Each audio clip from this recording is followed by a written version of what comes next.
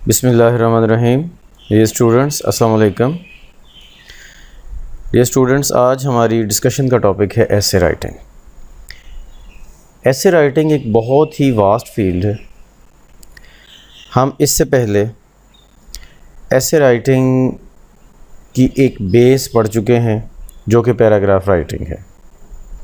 इससे पहले वाले लेक्चर में 3.1 में आपने parts of paragraph, qualities of a good paragraph, ये दो चीज़ें पढ़ी। पैराग्राफ लिखना हम सीख चुके। अब इससे आगे चलते हैं तो अब हम एक शॉर्ट ऐसे, जो कि आप समझ लें कि 500-600 वर्ड्स, अराउंड 500 वर्ड्स का एक ऐसे है जिसके लिए हम बात करेंगे।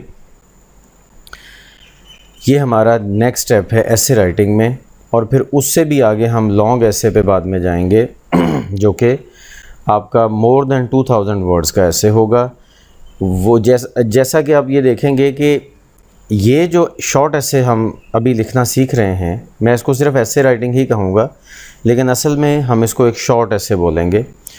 तो इस शॉर्ट ऐसे की बेस जिस तरह से आप देखेंगे कि पैराग्राफ राइटिंग के ऊपर है, बिल्कुल इसी तरह से इससे आगे जब हम जाएंगे लॉन्ग ऐसे की तरफ, तो लॉन्ग ऐसे की बेस इस शॉर्ट ऐसे के ऊपर होगी। तो इसलिए ये एक स्टेप बाय स्टेप नेचुरल किस्म का सीक्वेंस है। तो अगर आप इस सीक्वेंस को फॉलो करते चले जाएंगे तो आपकी राइटिंग स्किल्स जो है वो स्पेशली ऐसे राइटिंग स्किल वो डेवलप होती चली जाएंगी। तो जो शॉर्ट ऐसे की जो लेक्चर की सीरीज़ बनाई है हमने, उस सीरीज़ में आज एक बेसिक इंट्रोडक्शन है। और इंट्रोडक्शन क्या है कि बेसिक स्केच आपको दिया जाएगा कि ऐसे राइटिंग का कि ऐसे है क्या। फिर उसके ऊपर अगले लेक्चर्स में हम फिर बात करेंगे। तो ये बेसिक स्केच है ऐसे राइटिंग का, जिसमें टाइटल ऑफ द ऐसे है, इंट्रोडक्शन है, मेन बॉडी में paragraph 1, main body paragraph 2, main body paragraph 3 और ये कंक्लूजन। तो दूसरे लफ्ज़ों में आप ये समझ लें कि आपको ये पूरा स्केच दे के एक टारगेट दे दिया जाएगा कि ऐसे में ये चीज़ें होती हैं, ठीक है। और फिर उसके बाद एक इसी लेक्चर में एक एग्जांपल आपके सामने रख दी जाएगी, जिसमें आपको आइडिया हो जाएगा कि मतलब ये हमारा टारगेट है और इस टारगेट तक हमने पहुंचना है। फिर इसके बाद इस ऐसे के डिफरेंट पार्ट्स के ऊपर हम बात करेंगे आगे चल के। इसमें देखिए 5 पैराग्राफ्स मैंने मेंशन किए हैं। इस ऐसे के आपको विजिबली 3 पार्ट्स नज़र आ रहे होंगे।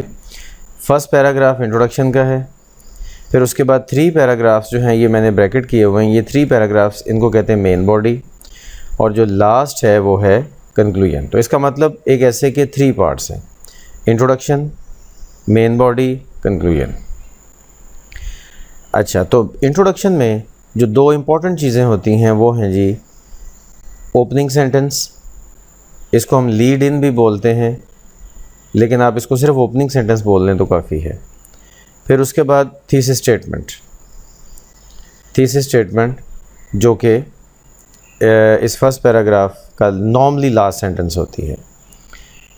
फिर उसके बाद मेन बॉडी के पैराग्राफ स्टार्ट हो जाते हैं। मेन बॉडी के मैंने 3 पैराग्राफ्स एक एग्जांपल के तौर पर इस स्केच में दिए हैं। आप इन पैराग्राफ को 4 भी कर सकते हैं, 5, 6, 7, 8 जितने भी चाहें कर सकते हैं, ठीक है। और मेन बॉडी के सारे पैराग्राफ्स का स्ट्रक्चर वही होगा जो हमने पार्ट्स ऑफ पैराग्राफ में पढ़ा है, ठीक है।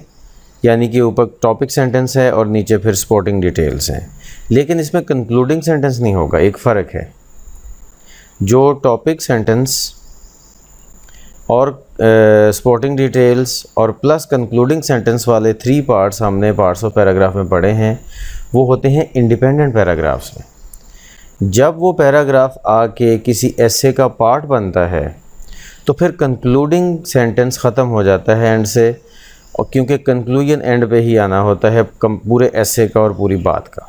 तो हर पैराग्राफ में अलग अलग से हम कंक्लूड नहीं करते। तो इसका मतलब यहाँ पे एक बात तो हमने ये डिसाइड कर ली कि जो हमने पहले पैराग्राफ पढ़ा है, पैराग्राफ राइटिंग पढ़ा है, उस पैराग्राफ राइटिंग का ताल्लुक़ सिर्फ़ और सिर्फ मेन बॉडी के पैराग्राफ से है। इंट्रोडक्शन और कंक्लूजन के पैराग्राफ से उसका कोई ताल्लुक़ नहीं है। यानी कि इंट्रोडक्शन और कंक्लूजन लिखने का तरीक़ाकार अलग है, वो एक अपना तरीक़ाकार है, वो आपको अलग से बताया जाएगा।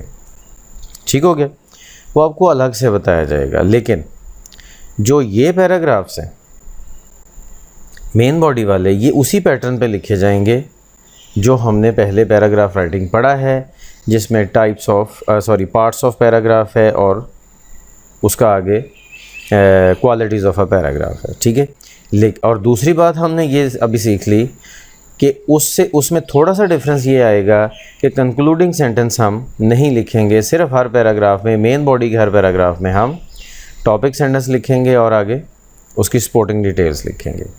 वो सपोर्टिंग डिटेल्स किसी भी तरह से हो सकती हैं, आगे चल के हम उसको देखेंगे कि किस तरह से हम अपने पैराग्राफ को डेवलप करते हैं। इसके बाद आगे चलते हैं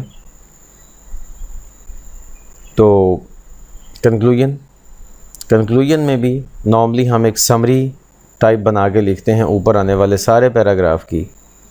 ठीक है।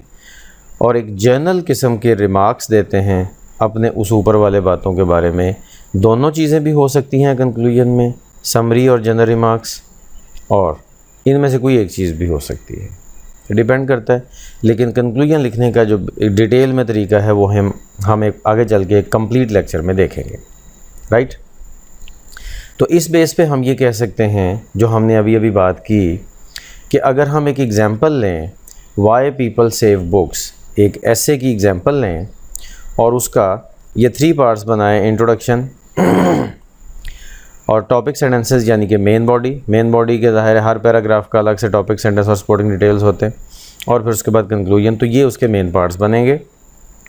ये मैं बता चुका, इंट्रोडक्शन में ओपनिंग स्टेटमेंट और थीसिस स्टेटमेंट, इसके फर्दर इम्पॉर्टेंट चीज़ें होती हैं, और मेन बॉडी में टॉपिक सेंटेंसेस और उसकी आगे सपोर्टिंग डिटेल्स, ये मेन चीज़ें होती हैं, और कंक्लूजन एक अलग से कंप्लीट चीज़ है। तो इंट्रोडक्शन और कंक्लूजन के हवाले से हम अलग से भी पैराग्राफ्स लेक्चर्स देखेंगे।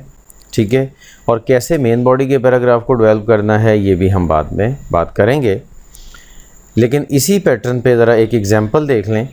ये बहुत लाइट सा, मतलब बहुत छोटा सा लिखा हुआ है, लेकिन मैं एक ही पेज के ऊपर मैंने इसलिए इसको पूरा किया कि आपको ये आइडिया हो जाए कि उस स्केच की इसके साथ क्या सिमिलैरिटी है।